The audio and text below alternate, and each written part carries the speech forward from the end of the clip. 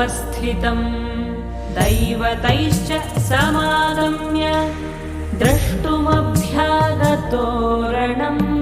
उपगम्य ब्रवीद्रामम् अगस्त्यो भगवान् ऋषिः राम राम महाबाहो शृणु गुह्यं सनातनम् येन सर्वा नरीन् वत्स समरे विजयिष्यसि आदित्यहृदयं पुण्यं सर्वशत्रुविनाशनम्